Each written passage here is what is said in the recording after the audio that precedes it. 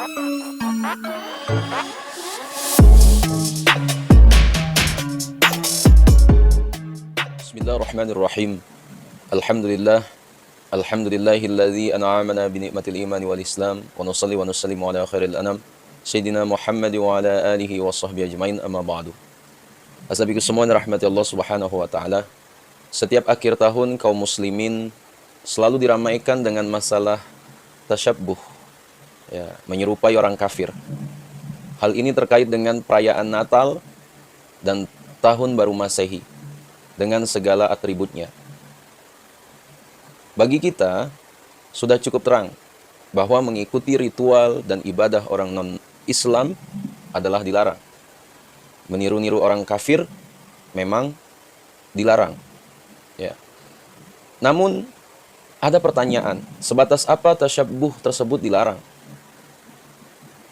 Mengingat kaum muslimin juga susah menghindari untuk tidak sama dalam segala aspek apapun dengan orang kafir.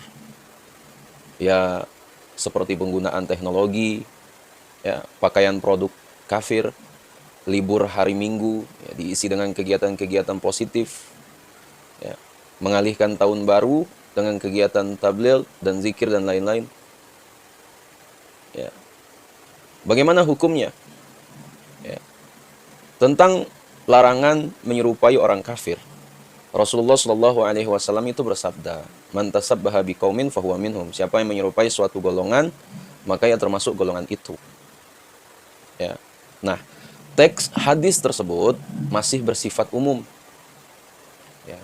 Karena itu membutuhkan perincian, ya, atau tafsil, sehingga diketahui maksud larangan tersebut beserta batasan-batasannya. Ya.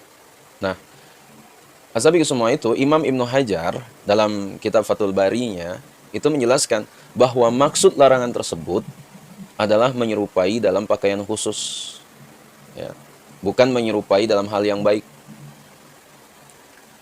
Dalam hal ini Imam Ibnu Shalah menerangkan lebih detail. Ya. Menurut beliau, tasabbuh dengan orang kafir ada yang haram dan ada yang makruh. Tergantung tingkat keburukan dalam meniru-niru tersebut. Nah, itu fatwa Imam Ibnu Shalah juz 2 halaman 473. Hukum tasabbuh bisa sampai haram, bahkan murtad, jika seseorang berniat tasabbuh dengan orang kafir dalam ritual khususnya. Ya. Seperti dijelaskan dalam Irsyadul Ibad, ya, bahwa barang siapa yang memakai pakaian orang kafir dengan ada kecondongan hati, ya, misalnya memakai pakaian orang Kristiani, ya, dan memakai sabuk khususnya, kemudian berjalan di gereja, maka orang tersebut dihukum kafir. Nah, dijelaskan oleh Syekh Zainuddin bin Abdul Aziz, ya, Al-Malyubari, Irsyadul Ibad ila Sabilir Rasyad halaman 14. Dalam hal itu, sabiku semua, seseorang memiliki kesengajaan, ya, berbusananya karena ada rasa suka kepada agama tersebut dan memang berniat meramaikan syiar-syiarnya dalam hari raya dan peribadatannya. Ya.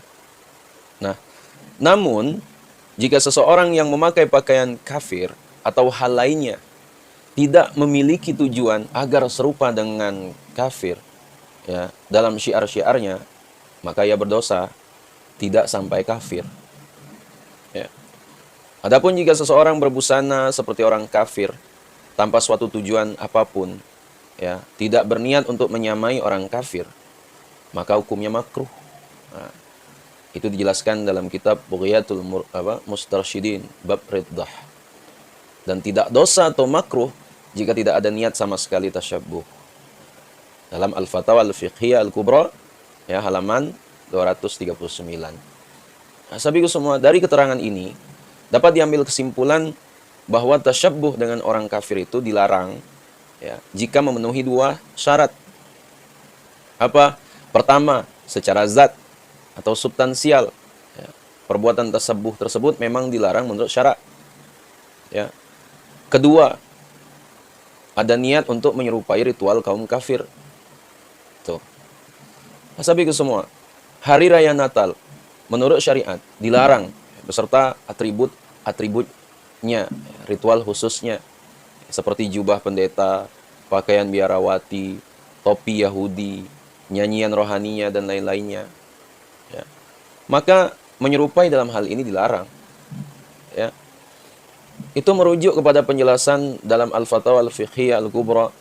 Maka kaum muslim memakai dasi dan jas yang biasa dipakai orang barat yang kafir, itu tidak apa-apa.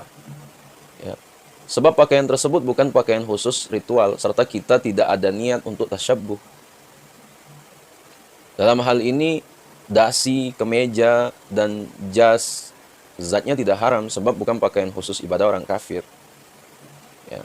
Seperti kata Imam Ibnu Hajar, meniru hal-hal yang baik yang bukan termasuk ritual ibadah itu diperbolehkan. Ya, sahabat semua dirahmati Allah, perayaan Tahun Baru dan Natal merupakan tradisi kaum Nasrani yang berasal dari kaum paganisme penyembah dewa matahari. Ya. Maka secara zat ritual tersebut merupakan ritual kaum kafir. Ya.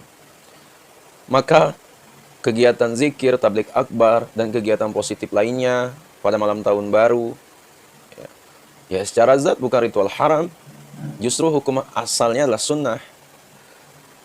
Nah, maka di sini tidak memenuhi syarat sampai haram, ya, sebagaimana telah dijelaskan tadi. Ya. Kegiatan ini masuk kategori yang diperbolehkan oleh Al-Imam Ibnu Hajar. Ya. Tidak ada niat dalam kegiatan tersebut demi untuk meramaikan hari raya kafir. Ya. Justru untuk mengalihkan kaum muslimin pada kegiatan-kegiatan yang positif. Ya. Sebagaimana kita diperbolehkan membuka toko, kemudian berlibur, mengadakan kegiatan pengajian dan seminar pada hari Minggu. Ya, kita bukan bermaksud ikut mensyiarkan hari Minggu dengan cara kegiatan tersebut. Ya. Tapi memanfaatkannya dengan mengalihkan kepada kegiatan yang bernilai ibadah. Ya. Ya, sahabat semua dirahmati Allah, kegiatan tersebut bukan termasuk syadul zara'i. Ya. Sebab kegiatan tersebut tidak menyebabkan mafsadah. Ya. Nah, menurut Imam Asy-Syatibi, itu ada 3 kriteria yang menjadikan suatu perbuatan itu dilarang. Pertama, perbuatan yang asalnya boleh, asalnya boleh itu mengandung kerusakan. Kedua, mafsadah lebih kuat daripada maslahah. Ketiga, perbuatan yang tersebut mengandung lebih banyak unsur mafsadahnya. Ya. Sahabatku semua, menonton TV hukum asalnya adalah boleh. Ya. Namun karena di dalamnya banyak tontonan maksiat, maka menontonnya bisa haram. Ya.